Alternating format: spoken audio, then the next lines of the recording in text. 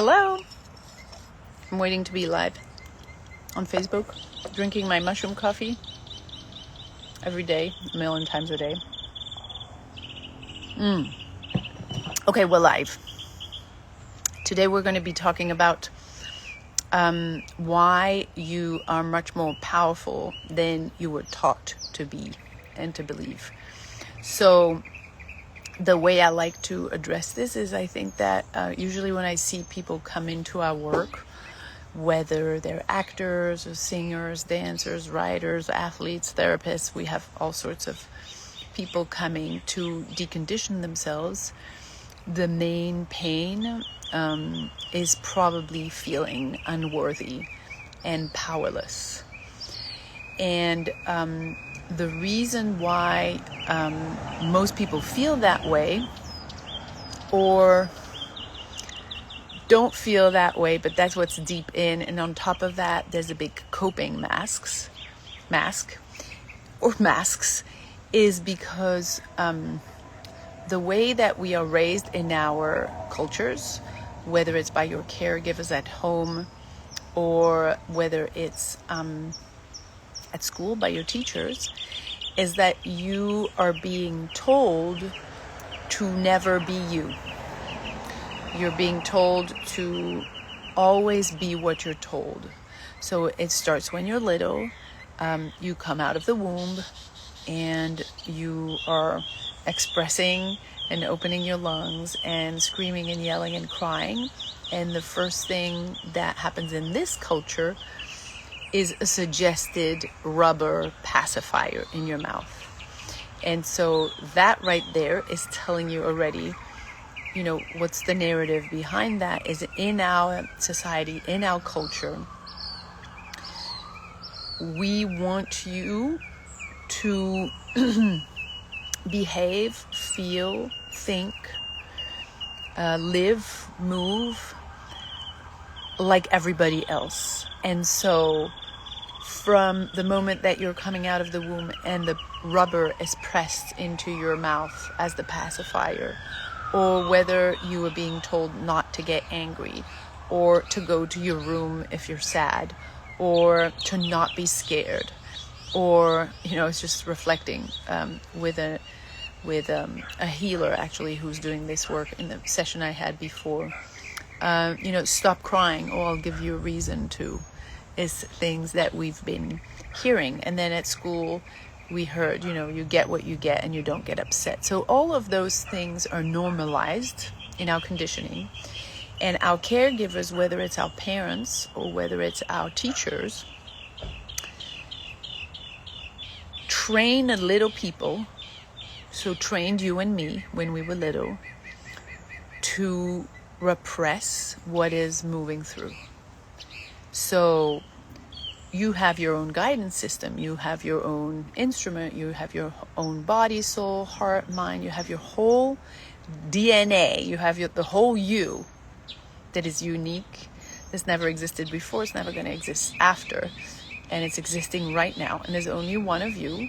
And the way that you can experience you, and then the way that you can express you, and then the way that you can share and impact the rest of the world is by you tuning into those feelings, because those feelings will guide you. But we're born in a society where we're told that those feelings should be hidden, and you should be ashamed, and you should behave like others and be as good as your neighbor or as good as your brother. Or why is that kid always right and you're wrong? At school you're being told to think and learn a certain way. So basically I like to do this visually. It's like you're born with all these human attributes, and then you're being told not to feel you, not to think like you, not to move like you, not to behave like you, you know, whatever. Take another one. So basically you're raised to function like this. And this is where your power is. Your power as a human being is in you being you. So when you hear an emotion move through you, you're listening to it, and it has some wisdom for you. It has some information for you. It's telling you, I like this, or I don't like this, or I need to push this away, or I need to run towards it. Your emotions are guiding you. But because that's suppressed in childhood with the system that we're born in, it's replaced by you submitting and listening to external authorities. So in a way, you've been programmed to obey. Programmed obedience is the culture we live in. So if you do that to a child from day one all the way into adulthood, guess what happens? As an adult, you have no way of functioning in your power, because everything that makes you a powerful human, that only you can have this power, is for you to be able to feel like your feelings, to do what you want to do, to behave like you want to behave, to think like you want to think, to learn what you want to learn, to move what you want to move. But all of that is suppressed. And you're oppressed when you're sitting at school. You're being told to sit down, to shut up, to do what you're told, to learn certain things, to behave a certain way, to not feel in a classroom. You will be talking when you're asked to talk. You will be polite if you address a teacher. Blah, blah, blah, blah, blah. The list of obedience and control tricks that you have been submitted to and that you had to listen to and accept as a child are endless. And there was consequences if you didn't listen to the rules. If you didn't submit to the authority, there were consequences. You were punished, you were blamed, you were humiliated, love was taken away, security was taken away. I remember in my childhood, I was 2.5, and I had to bring some props at school. Didn't bring them a couple times. She threatened me that we would go to the infirmary and she would give me a shot. And then I still didn't bring them because I was too little to remember. And she pretended she was going to take me to the infirmary to give me a shot. And I fainted because I was so scared. And I was told since the beginning that she was the teacher, she was the authority. And I was no one. I didn't have a right to be little, to not know, to play around and be irresponsible like a little child. So it still happens at school, right? You need to raise your hand to go to the bathroom.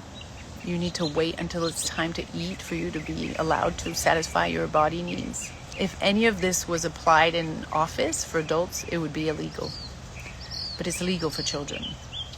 We impose external authorities on children. That is how we grew up. So I'm not saying that there's no way for you to reclaim your power, but I'm saying that everything that made you powerful in the first place was oppressed and colonized and replaced by something else. By you having to behave like others, having to think like others, having to feel like others, having to think like others, having to learn like others. And therefore your power, the attributes that make you you, are sitting under a mask of conditioning, a coping mechanism that makes you survive all of it. And that can be glossy and efficient and confident and look good and be right all the time because you know how to work the system because you had to. If not, your survival was at stake. Your emotional well-being was at stake. The love that you were getting from your parents would be withdrawn. Your belonging was at stake. So now it's like you're trying to be powerful like this. And yeah, as I was saying, this coping, this mask that you have on top, it can get better and better, more and more competitive, stronger than others, better at surviving, better at ditching the risk. But it can never be this, because it's this, right?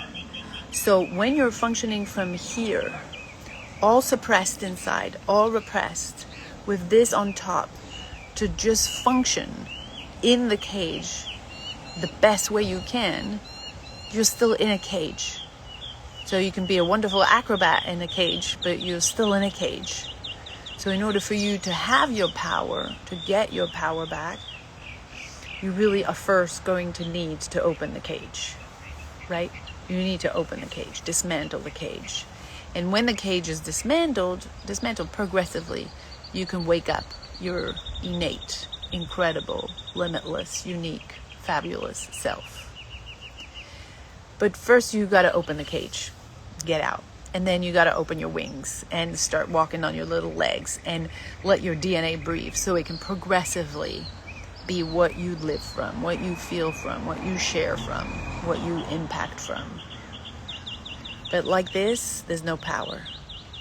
So in order to get back to that, of course, you have to undo, which is why the work we do is not the work of teaching, it's the work of undoing, unlearning. And that's why we work with our clients from all walks of life, whether it's artists, athletes, psychologists, anyone who's ready for a big game, anyone who wants to play a big game, no matter the discipline. You are going to want to start playing from here, because this is not the game you came for. So the way we do it in our community is we call that a reset journey. Reset is the time where we melt this and wake this up and then make it stick. Because it's not about a breakthrough and an aha and then it disappears. It's really about rewiring your system so you can function from that place and not just be good at this. This is BS. This is not even 1% of what you could taste, experience, and express and share than when you're like this.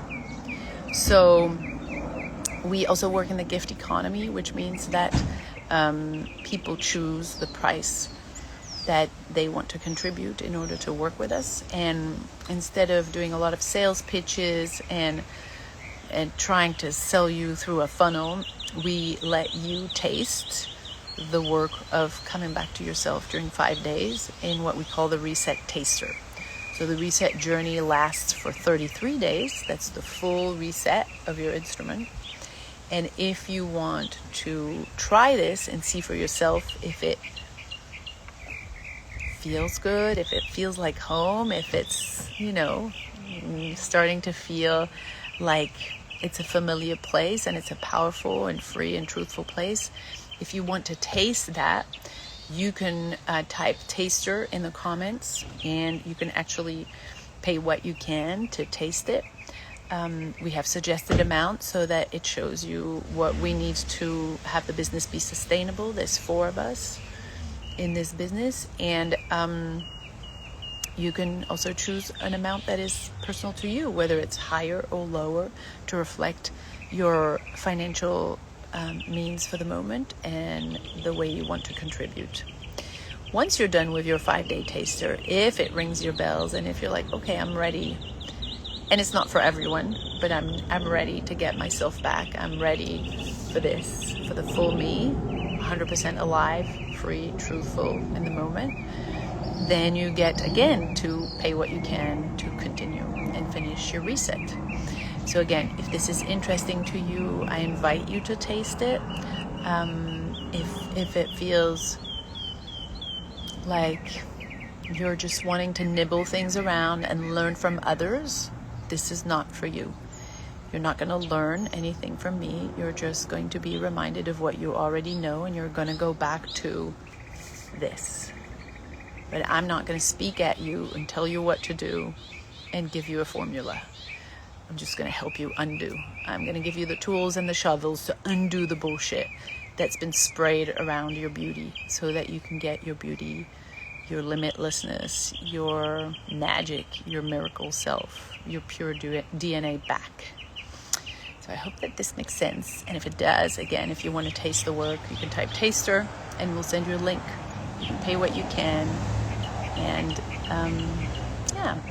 discover, reclaim, and retaste your freedom. All right.